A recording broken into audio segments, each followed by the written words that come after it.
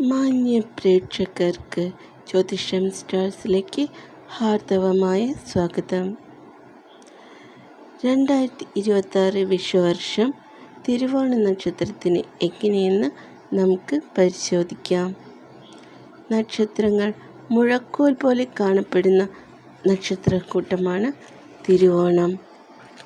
വിഷ്ണുവാണ് ദേവത, മൃഗം വാനരം, വൃക്ഷം എരുക്ക്, ദേവഗണമാണ്, പുരുഷയോനിയാണ്, പക്ഷി കോഴി, ഭൂതം വായു.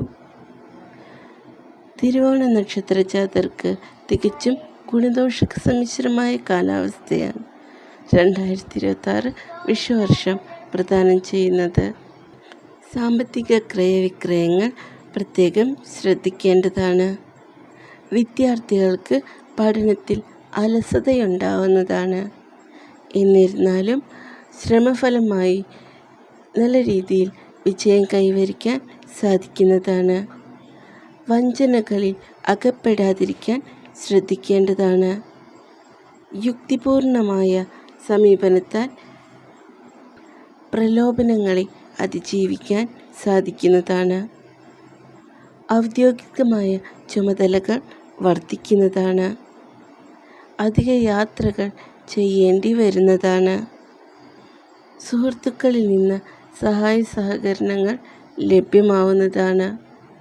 വിദ്യാർത്ഥികൾക്ക് അലസത അനുഭവപ്പെടുമെങ്കിലും നല്ല രീതിയിൽ പഠനം നടത്തിയാൽ മികച്ച വിജയം കരസ്ഥമാക്കാൻ സാധിക്കുന്നതാണ്. ജോലി അന്വേഷിക്കുന്നവർക്ക് നല്ല ജോലി ലഭിക്കുന്നതിന് വളരെയധികം അനുകൂലമാണ്. നിലവിൽ ജോലിയിലുള്ളവർ അവർക്ക് യാത്രകൾ ചെയ്യേണ്ടതായി വരുന്നതാണ്. അമിതമായ ജോലിഭാരം ഉണ്ടാവുന്നതാണ്. എന്നിരുന്നാലും നല്ല രീതിയിൽ ക്ഷമയോടെ മുന്നോട്ട് പോവേണ്ടതാണ്. കമിതാക്കൾ പ്രണയത്തിൻ്റെ കാര്യത്തിൽ പ്രത്യേകം ശ്രദ്ധ പുലർത്തേണ്ടതാണ്. നിലവിൽ ദമ്പതികളായിരിക്കുന്നവർ അവരുടെ കുടുംബജീവിതം വളരെ നല്ല രീതിയിൽ മുന്നോട്ട് കൊണ്ടുപോകുവാൻ ശ്രദ്ധിക്കേണ്ടതാണ്. പരസ്പരം വിശ്വാസ്യത പുലർത്തേണ്ടതാണ്. കമിതാക്കൾ അവരുടെ പ്രണയം വിജയിക്കുവാൻ ഇടയുണ്ട്. പ്രണയം വിവാഹത്തിൽ കലാശിക്കുവാൻ സാധ്യതയേറെയാണ്. എന്നിരുന്നാലും വഞ്ചനകളിൽ അകപ്പെടാതിരിക്കാൻ ശ്രദ്ധിക്കേണ്ടതാണ്. അസുഖങ്ങൾ വന്നാൽ മറച്ചു വയ്ക്കാതെ അതതിൻ്റെ വിദഗ്ധരെ കണ്ട് യഥാവിധി പ്രതിവിധി തേടേണ്ടതാണ്. വീട്ടമ്മമാരായിരിക്കുന്നവർ വീണ്ടും പഠനത്തിനുള്ള സാധ്യതയുണ്ട് എങ്കിൽ അതിനുവേണ്ടി മുന്നോട്ട് കൊണ്ടുപോവേണ്ടതാണ്.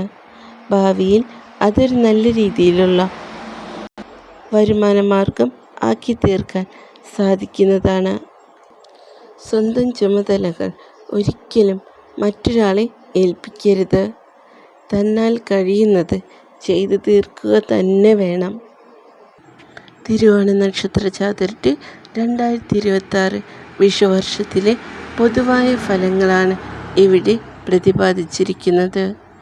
ഓരോരുത്തരുടെയും ജനനസമയവും ഗ്രഹസ്ഥിതിയും അനുസരിച്ച് ഇവയിൽ വ്യത്യാസമുണ്ടാകാവുന്നതാണ്. എല്ലാവരും തന്നെ മാസത്തിലൊരിക്കൽ കുടുംബക്ഷേത്ര ദർശനം നടത്തുന്നതിനും തട്ടകത്തമ്പലത്തിൽ ദർശനം നടത്തുന്നതിനും പ്രത്യേകം ശ്രദ്ധിക്കേണ്ടതാണ്.